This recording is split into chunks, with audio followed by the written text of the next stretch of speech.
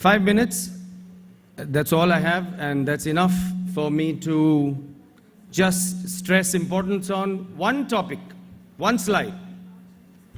CCTV is not enough.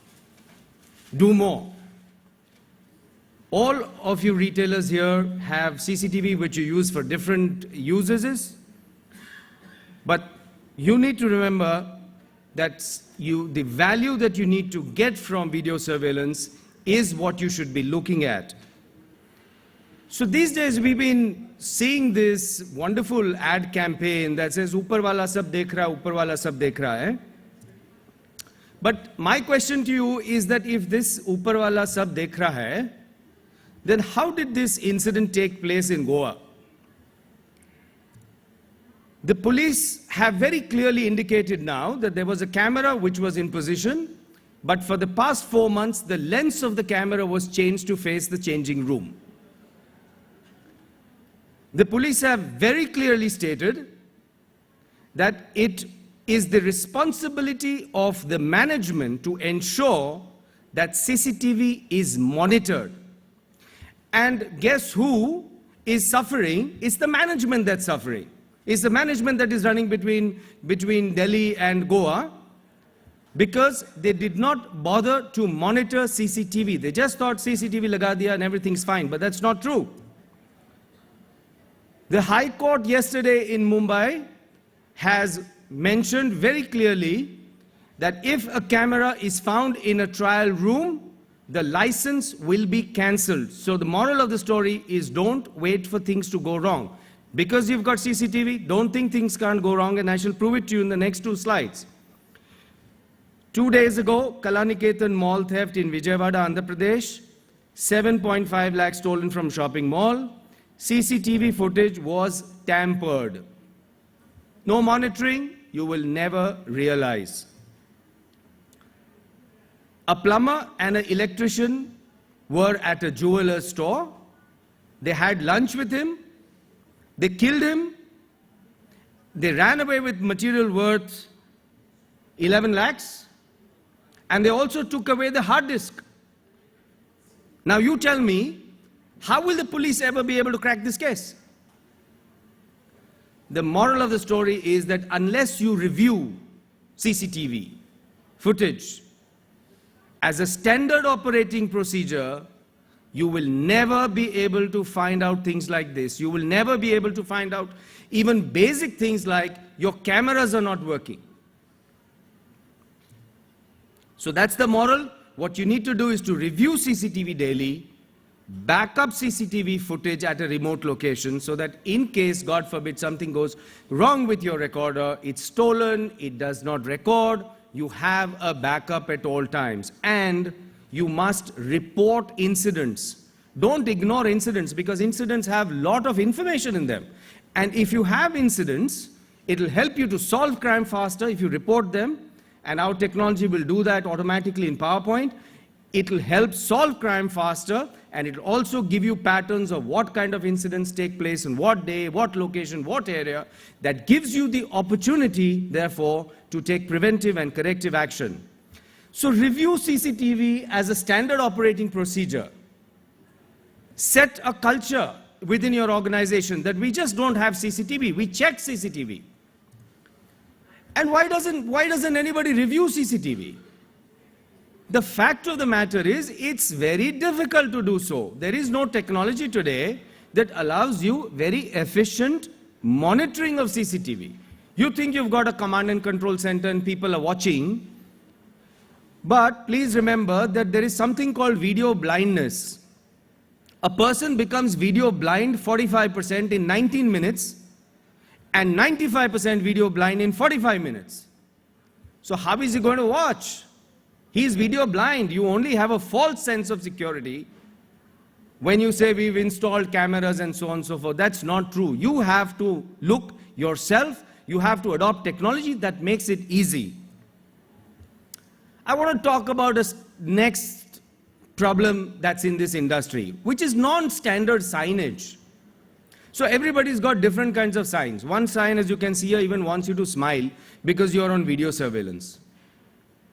In spite of signage, in spite of CCTV, losses in your retail industry happen mostly from within your organization.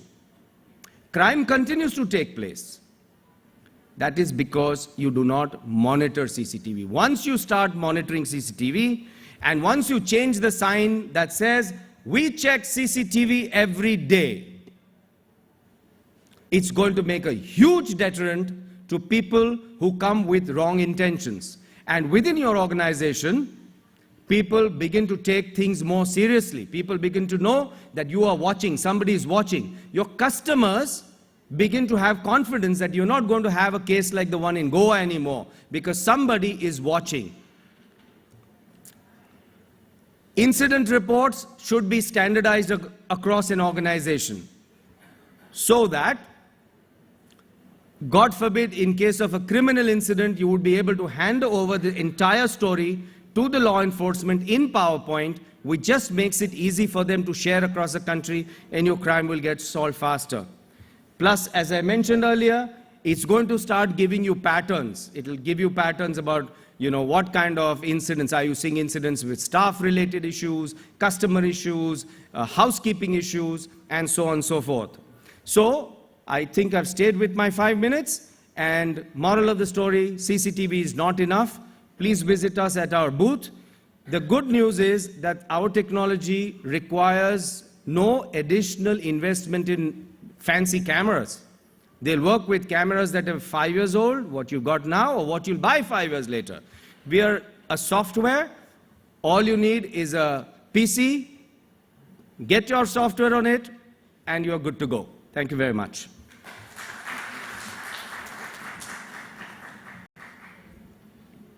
Thank you very much, and a big hand to Mr.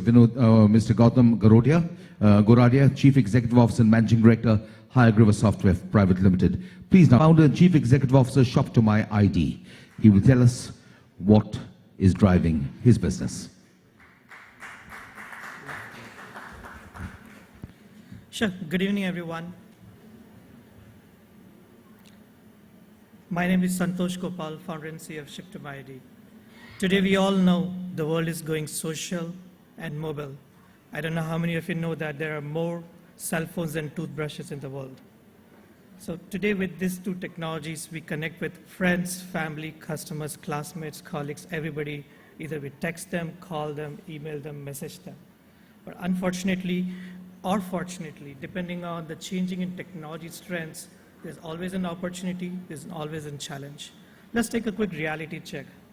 How many of you have smartphones in this room right now with you? Just raise your hands. I think pretty much. How many of you have Facebook and LinkedIn apps on your cell phones? Great, I expected. How many of you have more than 500 contacts in your cell phone, including Facebook, LinkedIn, and your cell phone apps itself, and WhatsApp? My last question, how many of you have more than 50 mailing addresses which are accurate and updated in your cell phone? Just 5 of them. So that's the reality. Today, we all connected with mobile and social world, but both these devices, both these platforms, barely carrying mailing addresses. So lack of mailing addresses means no shipping. No shipping means no m-commerce, e-commerce, all those things people talk about. So this is the problem which we're trying to address. Let's look at some of the situations where lack of mailing addresses can cost you sale. Today, more relationships are built online than ever before.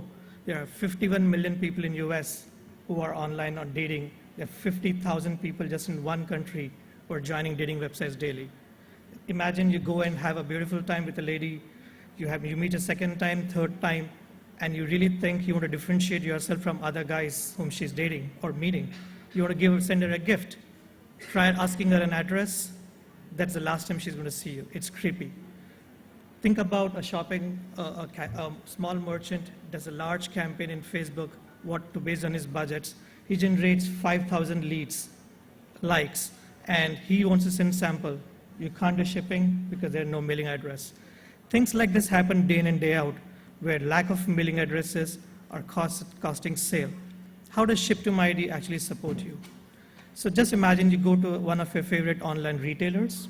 You pick up an item, add to the shopping cart, you go to checkout, and after you do guest registration or logins, then it asks you ship, what is the address to ship? Once you give the address, they are able to ship. What we introduce is another option in there. If you don't have an address, you ship to my ID. Then through our APIs, as screen pops up, all you have to do is click on your cell phone contact, either pick up a cell phone number, email, Facebook, or any of the relationships or IDs you have for the receiver, and our patented platform can take care of the rest. The item is delivered to the receiver directly, and sender and receiver do not even need to know each other's addresses. So with our technology today, imagine the power of the cell phone. You're not just sending to 50 mailing addresses you barely have or not even sure about the addresses, but now you can send physical gifts to thousands of contacts in your cell phone. Imagine a CPG who wants to build relationship with different brands, different consumers. Previously, you used to have to hunt each and every person with the right demography whom you can target your sample. Now today, with just one click of a button, any right demographic person can subscribe for himself. And more than that, with just few clicks, I can send it to relevant people. If I am launching a teenage perfume and I find one Jessica, all she needs to do is click on Facebook and select 15 of her friends who have similar demography, and they can send products to them. Imagine shipping, where I can use this cell phone app and ship a product to all the people who visited here today without needing anybody's address. All I need is cell phone or email ID. Why people will love it?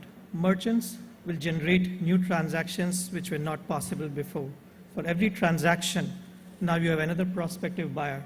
We are actually increasing the speed of checkout by 50 times because now we don't have to type a long address. And we are a true social commerce enabler because you can actually select a person in Facebook and ship to that person directly. Consumers love us. For people who are sending products, samples, and shipments, they can reach out to all their cell phone contacts because now it brings life to their contacts. For receivers, even better. I can decide who sends products to me, where do I receive, when do I receive. A friend sends to me, take it at home. If a customer sends it to me, ship it to my office. If my ex-girlfriend sends it to me, please send it to my best friend's house. So I can define and control where do I receive the products. We tested this platform with few companies. For a gifting company, we increased the business by 20% in less than 2 weeks. For a greeting card company, we did 70,000 transactions last year, all without mailing addresses. For the world's largest online market research company, Metrics Lab, we were actually able to generate 15,000 new sample panelists within 2 weeks. We're very lucky to have a great team. I've been in business for the last 22 years with different technology and non-technology businesses. My colleague Peter has tremendous background in payments. He was a CTO and ex-head of global products for Visa International. We picked up the right partners and right advisors from for whoever parts of the e-commerce checkout, from e-commerce platforms to payments, like Raj, who runs CyberSource, which also owns Authorize.net, has relationship 400,000 merchants.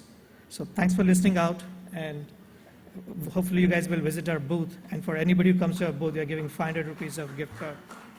Thank you. Thank you very much to Mr. Santosh Gopal, and a big hand. Founder and Chief Executive Officer, Ship to My ID. Please welcome our third presenter, Mr. Shashank Joshi, Managing Director, Money on Mobile. Mr. Gaurav Joshi. Somehow Zutshi and Joshi sounds quite alike. And because a presenter just mentioned that people have digital blindness or video blindness after 19 and 45 minutes, we don't have slides either. So, but I'll keep it very crisp and concise. Like I said, we are here to ignite some ideas. So what's Money on Mobile? I don't know if any of you guys have experienced or interacted with this brand before. We weren't a consumer brand, we were a B2B brand. We are 5 years old, and we are one of the largest digital payments company in India. We have about 150 million unique customers who we have serviced in the last 5 years. We have more than 250,000 agents or retailers who service these customers to do various things, to do bill payments, top-up, recharge, airline tickets, bus tickets, and money transfer. So we are a RBI-approved prepaid issuer of digital money, and we will soon be kind of launching and kind of giving impetus to our B2C business. So I've just joined a couple of days ago. I moved here from Singapore, I've lived in Singapore for 15 years, and there's a lot of digital innovation out of developed markets, which India and Indian retail community can get inspired and ignited by. So I'm here to just share two main ideas, what we guys power. We guys power omni-channel retail. So what guys we're talking about, phygital and all that stuff. So we want to ensure that nobody fidgets with cash or credit cards at checkout. So no fidgeting, just use money on mobile. And we are building a large ecosystem of all these agent retailers to become our merchants of commerce, that you can buy goods and services from them using our mobile money, as well as they'll be servicing third-party products. And what we heard about assisted commerce, our agents in remote villages could help people do online commerce and get delivery in the store and pay through the mobile wallet. So we are working on all those aspects, and you'll soon see us out in the marketplace, and I encourage all of you guys to come and be part of this huge digital wave. So one thing we do currently already is queue busting. So what happens in a mid-sized grocery retail, which has probably only one aisle and has 30, 40 people in store buying 4 or 5 SKUs. So they all queue up with their baskets, and they might take 2 minutes to fill their basket, but 20 minutes to check out. So we have an innovative, patented, secure QR code linked to each SKU, and all the retailer needs to give us is the UPC code and some description on that product, and we can just display that QR code next to the shopping display on the shelf talker, and a customer can just use a normal camera of their phone. There's no specific requirement, and we have an app by which you can click this QR code and do self-checkout. And it's integrated with our mobile money wallet, and you can pay and just get out of the store as soon as you've filled your basket. So we believe that it's a big leveler for small to medium-sized retailers who might not invest in NFC or Apple Pay or Android Pay or whatever have you for doing quick checkouts. So we believe that queue busting will be quite popular in small to medium-sized retail. Another solution which we already have live in the marketplace today is called Pay Jaldi. What does Pay Jaldi do? That means, suppose I have relationship with this Patel Provision store in Mehboob Studio. I buy my grocery from there, and I call them up, and I say, you send me these 5 stuff, and I'll pay the Chotu cash when the guy comes to deliver. So suppose you don't want to have cash handling for the store. As soon as you've taken my order and filled my basket, you can go to your mobile phone or your website and create a unique link with my shopping cart and send it to my mobile phone with the whole list of inventory, what we call an invoice kind of a thing, and I can review it that was the list I ordered and pay through my wallet.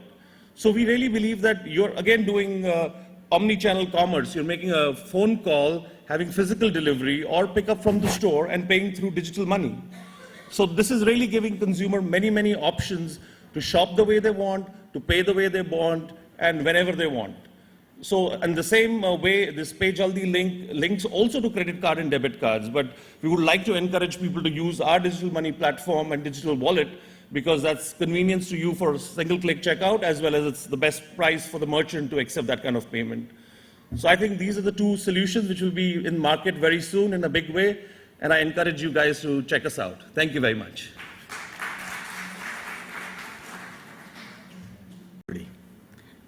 I think it has been a long day for all of you, and see, sitting on the other side, I was feeling more comfortable because a lot of technology talks were going on, and heard about digitization and all that, and I was always looking for whether there is any possibility of me getting into some kind of technological advice that possibly many people spoke about, and then make use of it in our business, because I am a CIO and I am required to deliver to the business to do better, to run better. SAP says, we use SAP, and then SAP says, you run your business better. But for us, it is not only SAP, there are several other applications that we need to adapt in our business. That being the case, and I think I have to bring this thing all the time since morning. I mean, a lot of fire, digital fire has been created, but this session he called as Ignite session. I think this is only a sparkle, that I have got only single slide, And this is about the secondary sales platform that we have implemented in our organization, which is leading us to know how from the primary to secondary, and then how the distribution is taking place from there, and then what are the kinds of dealer network that we are able to reach out to. Those details are captured through this software. Basically, this is a web-based application hosted on a cloud, and then we have implemented this in close to 320 locations, ARD places, and we have got another 30 to 40 ARDs who will cover. We had a challenge because many of these ARDs were not even were not equipped with even a PC. So we had to insist that they should have a basic infrastructure within their system for us to register them as ARDs and then start implementing this particular this thing. But implementing an application is one thing, but whether we are getting the real output, whatever that is desired by the business, whether we are getting that or not is another important thing, which I must say that we have been able to track the points, whatever there is a point system which an ARD will be able to provide to his dealers. We will not directly be dealing with them, but we will be able to collect all data. And also the very unique feature of this particular software is that it will maybe that a particular ARD, that is retail distributor, may be having more than one product category or different companies listed in his listing, and maybe that it is the same kind of product that he may be dealing with. To say that we are a kitchen, largest kitchenware, kitchen appliances company in the country, and the ARDs, who we have appointed, they have many other clients, similar industries with, they are using their products, they are selling their products also. But this software, after proper mapping and all that, identify our products only, and then the data, whatever that is collected out of the invoices that they make, will get into the server, and then we will be able to use it as a big data and then ensure that we have the proper reporting systems developed within this software. By this way, we have been able to greatly provide support our business to plan better and also manage the supply chain activities much better than what it was when this software was not there. So this software was developed and then provided to us by InTouch Consumer Care Solutions. I think Mr. Anant Mahale was also was involved in one of the roundtable this thing. We found it very useful and possibly this should give us a lot of strength to do our business much better. I think I would like to just mention, we talk about Srishti, Sthiti and Laya. As business people, we will forget about Srishti and Laya because we are not bothered about all these things. We are worried about the current thing, whatever that is going on, and then we have to make best use of the technologies that are available, not bothering about who is doing what or who is developing what, who is coming out with what, because we are not a technology company.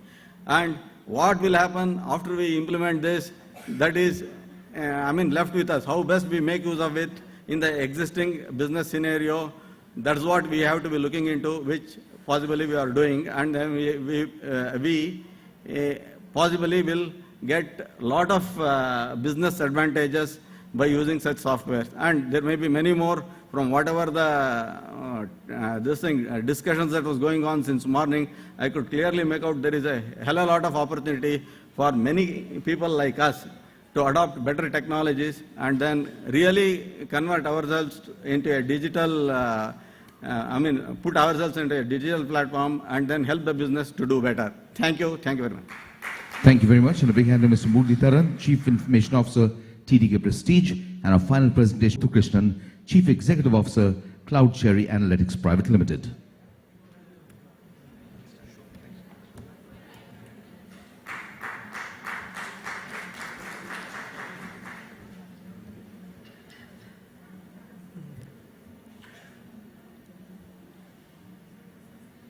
So I know we've all had a really long day.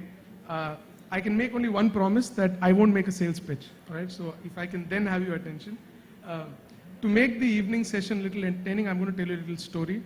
I think that's infinitely better than making a sales pitch. Once the presentation's on.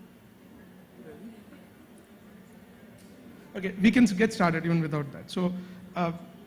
So when you talk about customer experience management, I think a lot of us spoke about how to engage the customer deeper, how to know what the customer wants, how to deliver delight, how to get them again and again back to your store, and make him a profitable customer.